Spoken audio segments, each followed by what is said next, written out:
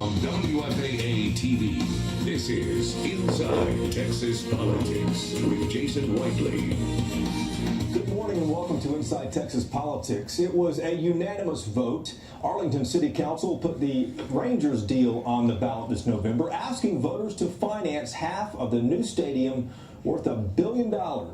Mayor Jeff Williams has appeared on our program talking about why it is a good deal for the city. This morning we're looking at the growing opposition to it, and among the opponents is Andy Pryor from Citizens for a Better Arlington, and joining the questioning as always is Bud Kennedy of the Star Telegram. Good to have both of you here. Thank you. Morning, Andy. Hi, guys. Citizens for Better Arlington is the political action committee. Save Our Stadium is a project you guys are working on. That's correct. Less than 3 months until the election, though, what is the strategy to defeat this in November? Work our butts off, basically. I mean, we're just going to have to be hard working and get as many volunteers out there. We're the David, they're the Goliath. Andy, how much money is the PAC going to spend on this? How much do you have to spend on this? And Not any, much. Any elected leaders behind this? We are still talking to people behind the scenes, trying to see if anybody is going to join our side as elected leaders. Originally, they put pretty much everyone on the city council and the mayor as honorary members of the Vote Yes PAC. So we're fighting an uphill battle for sure. Andy, it was almost like a campaign commercial last week. It was 105 degrees. The Rangers have a great team, but they only had 20,000 people in the stadium.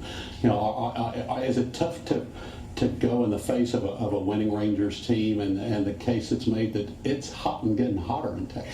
It's funny you should mention that. That was actually yesterday's game. When we had our official press conference about a week and a half ago, it was a day game as well, a little bit later in the day, but still a day game, and they had a packed house to recognize Michael Young and his retirement and entry into the Rangers Hall of Fame. So we think that as long as there's a winning team on the field, the Rangers are going to have a packed house, regardless of whether they're playing inside or outside.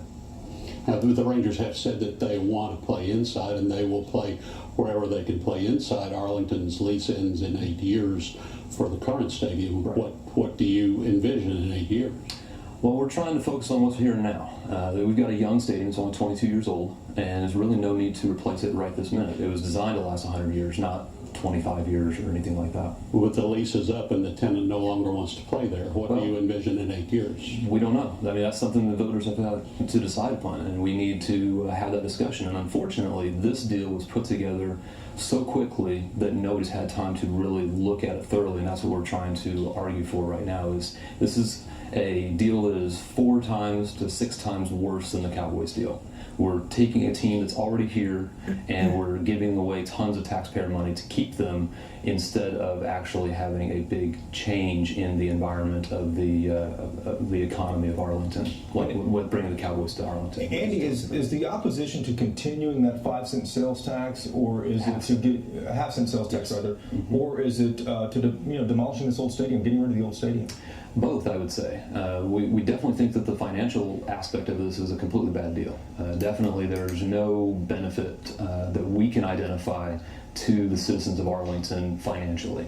There's also definitely, as our campaign slogan says, Save Our Stadium. We definitely believe that the stadium is not worth demolishing right now. We've got a paid-for stadium. I mean, it'd be the same as you demolishing your house to build a brand new house right after you finish paying it off a few years ago. You know, it's just not economically advisable. You don't have a lot of money in the PAC. There aren't any elected leaders behind you yet. Do you have much of a shot at getting this thing defeated? Well, I wasn't on the red light camera, but Citizens for Better Arlington was outspent 20 to 1 on that particular campaign and won. Do we think we're going to win this one? We're seeing rising opposition amongst the average citizen voter of Arlington. And so even if they outspend us 50 to 1, 100 to 1, we're going to work our butts off and do what we can. And let's talk about the red light cameras, because the same group, Citizens for a Better Arlington, successfully got defeated.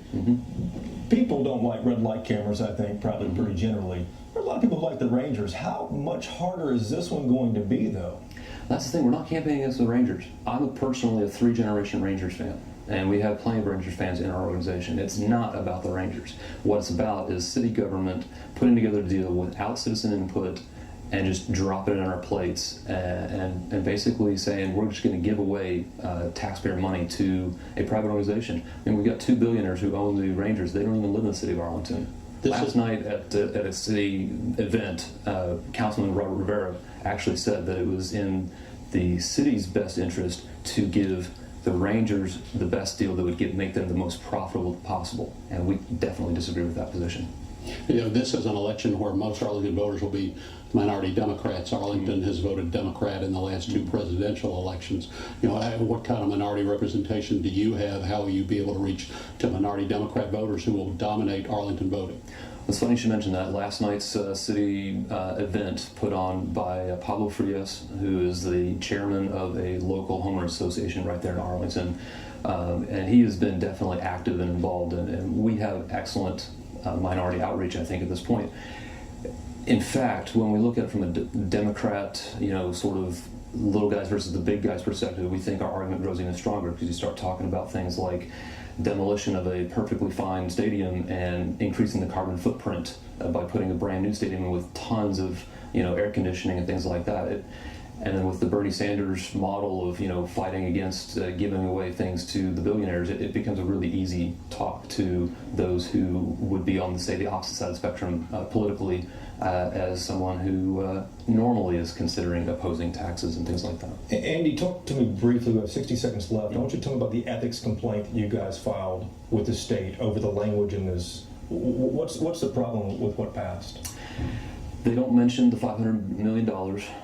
They don't mention... It's not in the language that'll be in the ballot, right? That's correct. They don't mention the term of the deal, that it's going to be 30 some odd years. And essentially it really doesn't even talk about the stadium itself. It just simply refers to some aspect in the code that you'd have to go look up and find, and even our lawyer Warren Norad, it took him a while to find it when he was looking, and he's pretty good at Googling, as he says. And you think that might be ruled on before? What, 85 days, something like that left? Something like that left, and honestly, it's more of a principal point to make, even if it doesn't get ruled on in time. Sounds good. Andy Pryor, good to see you here. Thanks for coming in. Thank you very much. Ted Cruz spent the last week